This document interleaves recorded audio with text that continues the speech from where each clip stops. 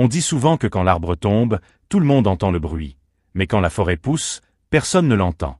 Eh bien, en Amérique, ce n'est pas un arbre qui est tombé, mais toute une forêt d'emplois, de rêves et de voitures qui se sont effondrés d'un coup sec.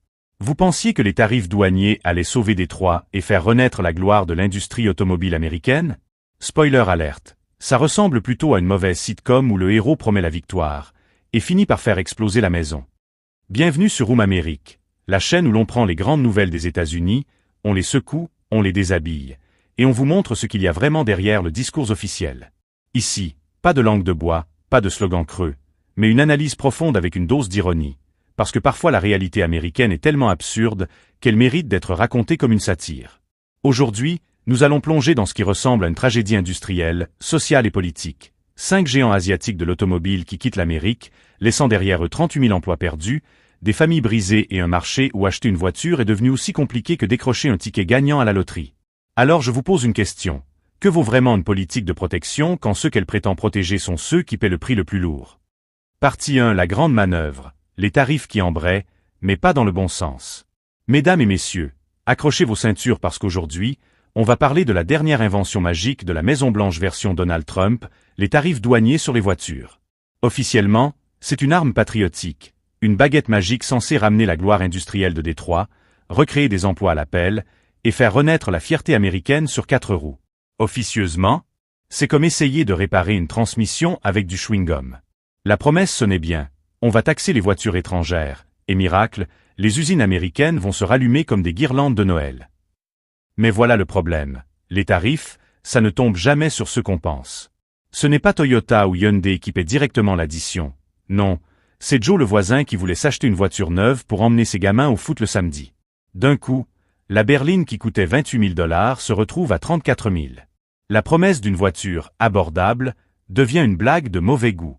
Et pendant ce temps, dans les discours, on nous vend ça comme une opération héroïque, America First, bring job back home. Oui, sauf que dans la vraie vie, ces jobs ne sont pas rentrés à la maison. Ils ont pris un aller simple pour le chômage. Imaginez Détroit, autrefois capitale mondiale de l'automobile, aujourd'hui capitale des usines vides et des parkings pleins de mauvaises herbes. Mais soyons clairs, ces tarifs ne sont pas juste une ligne dans un rapport économique, c'est une taxe déguisée qui atterrit directement dans la poche des familles américaines. Le consommateur paie plus cher, l'ouvrier ne retrouve pas son emploi, et les constructeurs étrangers rigolent en silence. Eux, ils ajustent leurs prix, déplacent un peu leur chaîne de production, et continuent à vendre. Pendant ce temps, les Américains se battent pour trouver un SUV d'occasion qui ne coûte pas le prix d'un loyer annuel. C'est là que la satire prend tout son sens. On nous a promis la renaissance industrielle avec tambour et trompette, mais le résultat ressemble à une vieille Chevy qui cale à chaque feu rouge. La logique est simple. Si vous augmentez artificiellement le prix d'un produit, tout le marché s'adapte. Les fournisseurs gonflent leurs marges, les concessionnaires répercutent la hausse, et au final, c'est la classe moyenne qui trinque. Pas Wall Street, pas les géants de l'automobile, mais monsieur et madame tout le monde. Et ce n'est pas tout. Les tarifs ont déclenché une autre réaction en chaîne, la hausse du prix des pièces détachées. Chaque boulon, chaque pare-brise, chaque petit capteur électronique importé prend lui aussi l'ascenseur. Résultat, réparer une voiture coûte plus cher. Une simple révision mécanique, qui coûtait déjà une petite fortune, devient un luxe. L'Américain moyen se retrouve à repousser l'achat d'un véhicule neuf, à garder son vieux pick-up rouillé, et à prier pour qu'il passe encore le contrôle technique.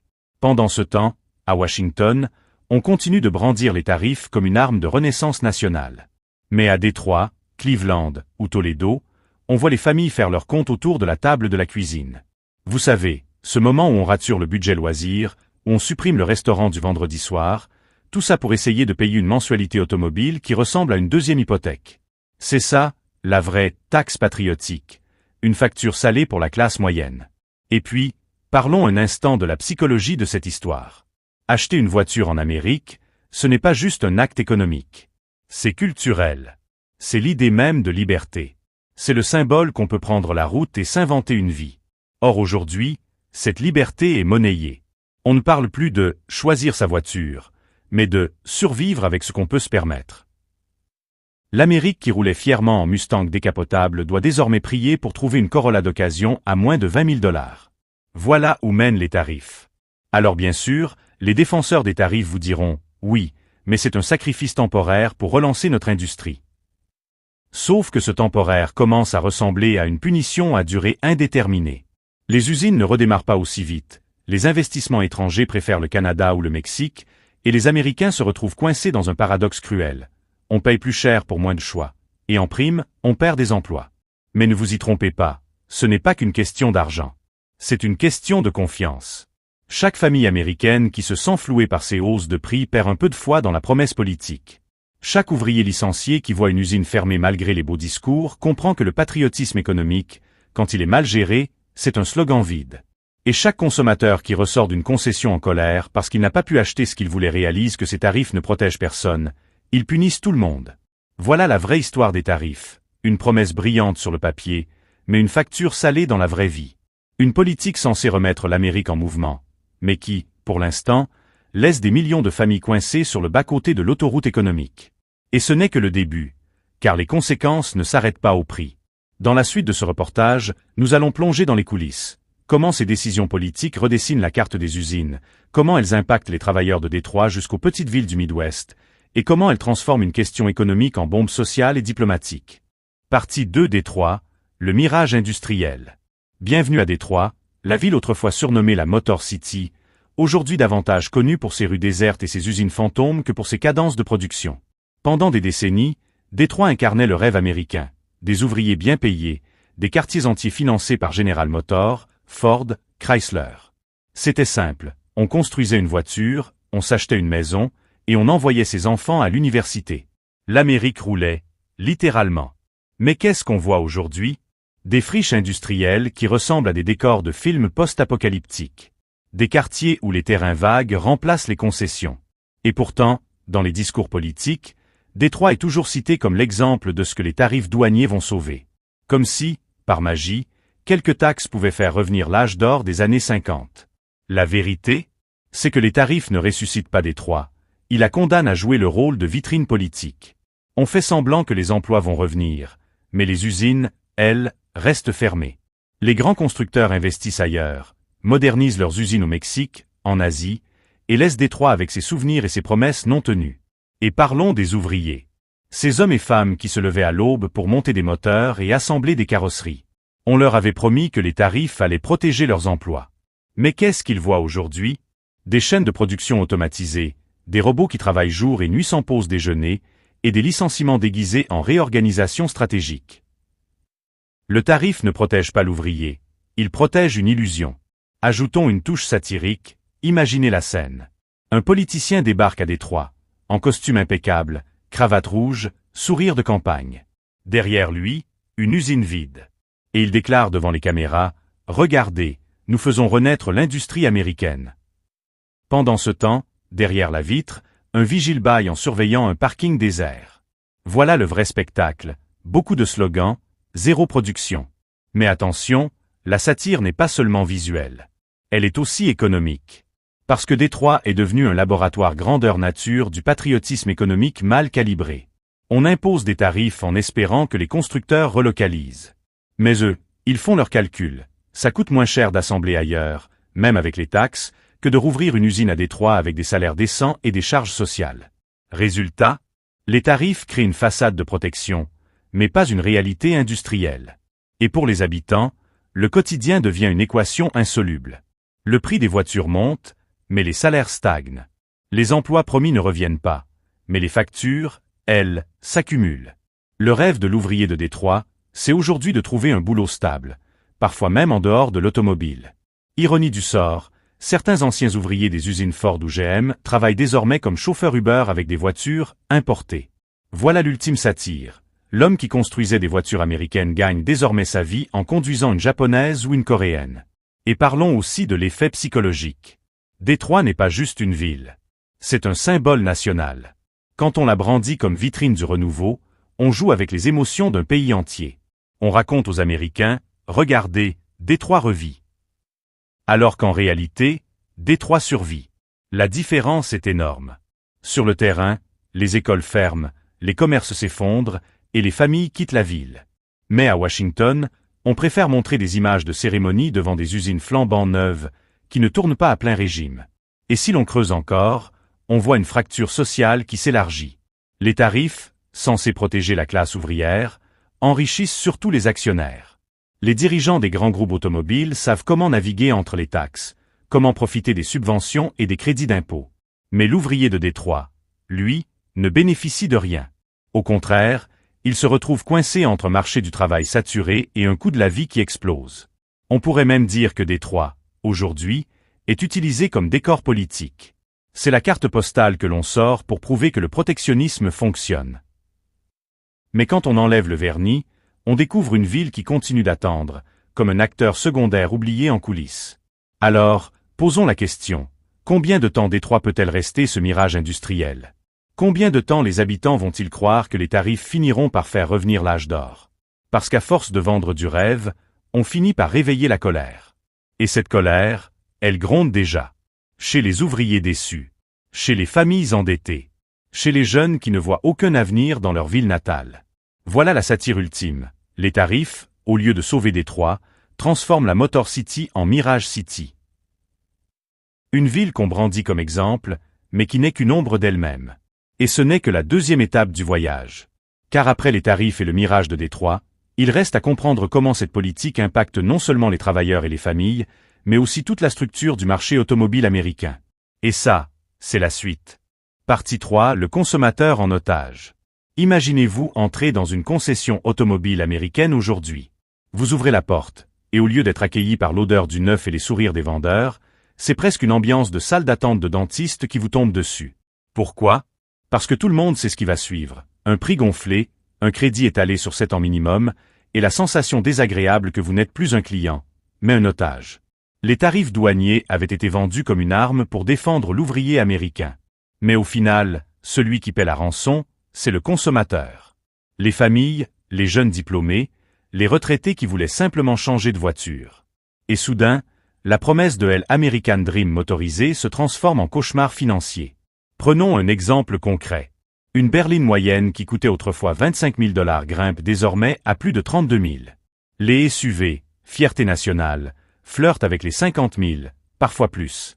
Résultat, on achète à crédit, mais pas le petit crédit souple d'autrefois. Non, aujourd'hui on signe des prêts automobiles aussi longs qu'une hypothèque. 7 ans, parfois 8. C'est la nouvelle norme. Acheter une voiture en Amérique, c'est un peu comme épouser sa banque. Et cette spirale ne touche pas seulement les acheteurs. Elle modifie la culture même de la consommation. Aux États-Unis, la voiture n'est pas juste un moyen de transport. C'est un symbole d'indépendance. C'est l'idée que, dès qu'on a 16 ans et un permis en poche, on peut s'élancer sur la route et choisir sa propre destinée. Mais aujourd'hui, cette liberté est conditionnée par la capacité à supporter un crédit colossal. La liberté n'a plus le goût de l'essence, mais celui des intérêts bancaires. Ajoutons à ça la psychologie du marché. Les concessionnaires ne sont pas naïfs. Ils savent que la demande reste forte, même si les prix explosent. Alors ils adaptent leur tactique. On ne vous vend plus une voiture, on vous vend une solution de mobilité. Traduction, un leasing hors de prix, avec des conditions que personne ne comprend, mais qui permettent de cacher le véritable coût derrière un jargon marketing. Et la satire, elle est là. Pendant qu'on vous explique que ces tarifs protègent l'Amérique, vous, consommateur, vous découvrez qu'en réalité, vous payez 2 fois. D'abord avec votre portefeuille, ensuite avec votre patience. Parce que trouver une voiture abordable aujourd'hui relève du parcours du combattant. Les petites annonces d'occasion deviennent des mines d'or. Des pick-up qui ont roulé 200 000 miles se vendent presque au prix du neuf. On en est là. Les familles américaines se battent pour acheter des voitures usées comme si c'était des pièces de collection. Et parlons de l'entretien. Avant, garder une vieille voiture était un choix économique. Aujourd'hui, c'est une obligation. Mais avec les tarifs, même réparer devient un luxe. Chaque pièce détachée importée coûte plus cher. Chaque passage au garage est une mauvaise surprise. Résultat, on voit de plus en plus d'Américains conduire des véhicules vieillissants, rafistolés, en espérant qu'ils tiennent encore 1 an ou 2. L'image est presque caricaturale. Des routes remplies de voitures cabossées, entretenues avec du ruban adhésif et beaucoup de prières. Mais attention, ce n'est pas seulement une crise de portefeuille, c'est une crise de confiance. Quand les consommateurs se sentent piégés, ils perdent foi dans le système. Ils réalisent que les belles promesses politiques se traduisent par des sacrifices personnels. Et cette colère silencieuse, elle grandit. Chaque mensualité douloureuse, chaque réparation hors de prix, c'est un rappel que les tarifs, loin de protéger, enferme les Américains dans une cage économique invisible. Et le plus ironique, c'est que pendant que les familles se serrent la ceinture, les grands constructeurs, eux, trouvent toujours un moyen de tirer leur épingle du jeu. Ils augmentent leurs marges, ils répercutent les coûts sur les consommateurs, et ils continuent de verser des dividendes à leurs actionnaires. Le consommateur devient la vache à lait d'un système qui prétendait le défendre. La satire ultime, c'est peut-être cette scène, un père de famille assis à la table de sa cuisine, facture étalée devant lui, en train de calculer s'il doit payer la mensualité de son SUV ou la scolarité de son enfant. Tout ça pendant qu'à la télévision, un politicien répète que ces tarifs sont un investissement dans l'avenir de l'Amérique. Si c'est ça l'avenir, alors l'Américain moyen préférerait sans doute revenir dans le passé. Alors, où cela nous mène-t-il? À une société où posséder une voiture, autrefois symbole de réussite et de liberté, devient un fardeau financier. Une société où l'automobiliste n'est plus un client, mais un otage des politiques économiques et des grands constructeurs. Et cette réalité, elle ne fait que préparer le terrain pour la suite. L'explosion des tensions sociales, le ressentiment croissant, et le moment où les consommateurs vont cesser de subir et commencer à réagir. Car ce qui se joue ici, ce n'est pas seulement le prix des voitures. C'est le contrat moral entre les citoyens et leurs dirigeants. Et quand ce contrat est brisé, la route devient dangereuse, très dangereuse. Partie 4, la bombe sociale. Les tarifs automobiles ne sont pas qu'une histoire de chiffres sur un tableau Excel. Ce n'est pas seulement une question de pourcentage, de marge ou de prix de détail. Non. C'est une bombe sociale qui tique en arrière-plan, prête à exploser au visage de ceux qui l'ont allumée. Pourquoi? Parce que lorsqu'on joue avec le portefeuille des Américains, on joue aussi avec leurs nerfs. Et croyez-moi, il n'y a rien de plus dangereux qu'un consommateur en colère qui a l'impression d'avoir été trahi. Surtout quand ce consommateur paie encore $600 par mois pour une voiture dont il ne voulait même pas, mais qu'il a dû acheter parce que toutes les autres étaient hors de prix. Regardons de plus près. Les tarifs n'ont pas seulement vidé les poches des familles, ils ont fracturé la société. D'un côté, vous avez les grandes entreprises qui continuent de faire leurs bénéfices, même en ajustant leur stratégie. De l'autre, vous avez l'ouvrier licencié, la mère célibataire qui jongle avec ses factures, et le jeune diplômé qui n'a aucune chance de s'offrir une première voiture neuve. Résultat, une colère qui gronde, une frustration qui s'accumule. Et ce n'est pas seulement une question économique. C'est une question identitaire. L'Amérique s'est construite autour de l'automobile. La voiture, c'est plus qu'un objet, c'est un symbole national. C'est la liberté, la réussite, le rêve. Mais que se passe-t-il quand ce rêve devient inaccessible? Quand l'automobile, au lieu de représenter l'émancipation, devient l'incarnation d'un système qui écrase les plus modestes. Ce qui se passe, c'est que le mythe américain se fissure. Ajoutons à ça la fracture régionale. Dans les grandes métropoles, certains peuvent encore s'en sortir avec les transports publics, même s'ils sont imparfaits. Mais dans les petites villes, dans le Midwest, dans le Sud profond, la voiture est une nécessité absolue. Pas de voiture, pas de travail. Pas de travail, pas de revenus.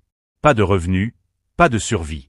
Et quand on force ces communautés à payer toujours plus pour une simple berline ou un pick-up, on ne crée pas seulement des difficultés financières, on creuse un fossé social. Et là, la satire devient presque tragique. Imaginez un politicien en train d'expliquer devant les caméras que ces tarifs sont un investissement pour nos enfants. Pendant ce temps, dans l'arrière-pays américain, un père de famille se demande s'il doit vendre sa voiture pour payer le chauffage cet hiver. Voilà la réalité. D'un côté, le discours lisse des élites. De l'autre, la dureté de la vie quotidienne. Et ce décalage nourrit une colère politique. Les tarifs, censés unir la nation autour d'un projet industriel, divisent en réalité le pays encore plus. Les ouvriers de Détroit se sentent trahis. Les familles du Midwest se sentent oubliées. Les jeunes générations voient l'automobile comme une dette, pas comme une liberté. Et tout cela se traduit par un rejet grandissant du discours officiel. La bombe sociale, c'est ça, un mélange explosif de frustration économique, de perte de confiance et de désillusion collective. On ne parle pas seulement d'argent, on parle de dignité. Quand une politique prive les Américains de ce qu'ils considèrent comme un droit culturel, la voiture, elle ne déclenche pas seulement une crise financière, elle déclenche une crise de société. Et le pire dans tout ça, c'est que cette bombe est silencieuse. Elle ne fait pas de bruit dans les bureaux de Washington. Là-bas, on continue de célébrer les tarifs comme une victoire patriotique. Mais dans les cuisines américaines, dans les parkings des supermarchés, dans les stations-service où chaque plein est une douleur, la colère monte. Invisible, mais bien réelle. Alors posons la question. Que se passera-t-il quand cette colère finira par éclater? Quand les Américains se rendront compte qu'on leur a vendu un mensonge? Quand l'ouvrier licencié, le consommateur endetté et l'étudiant sans avenir comprendront qu'ils partagent la même frustration? Ce jour-là, les tarifs automobiles ne seront plus seulement une politique économique, ils deviendront le symbole d'une fracture nationale. Et cette fracture, elle ne s'arrête pas là. Parce que derrière chaque hausse de prix, il y a une conséquence politique. Les électeurs se souviennent. Ils savent qui a promis quoi. Ils savent qui a brandi le drapeau du patriotisme économique pour, au final, leur présenter une facture qu'ils ne pouvaient pas payer. Et dans un pays où la politique est déjà polarisée à l'extrême, cette bombe sociale peut devenir l'étincelle de tension encore plus profonde. Voilà où nous en sommes, une politique tarifaire transformée en champ de mine sociale. Une Amérique où la voiture, jadis symbole d'unité et de prospérité, devient un rappel quotidien de l'injustice et du mensonge politique. Et le plus ironique dans tout ça, c'est que cette bombe sociale a été amorcée au nom du peuple. On disait, on va protéger les Américains. Mais au final, ce sont justement les Américains qui paient le prix, et qui risquent maintenant de présenter l'addition. Et ce n'est pas la fin de l'histoire. Parce que si la bombe sociale explose à l'intérieur du pays, il faut aussi regarder ce qui se passe à l'extérieur. Les relations commerciales, les alliances diplomatiques, les guerres économiques.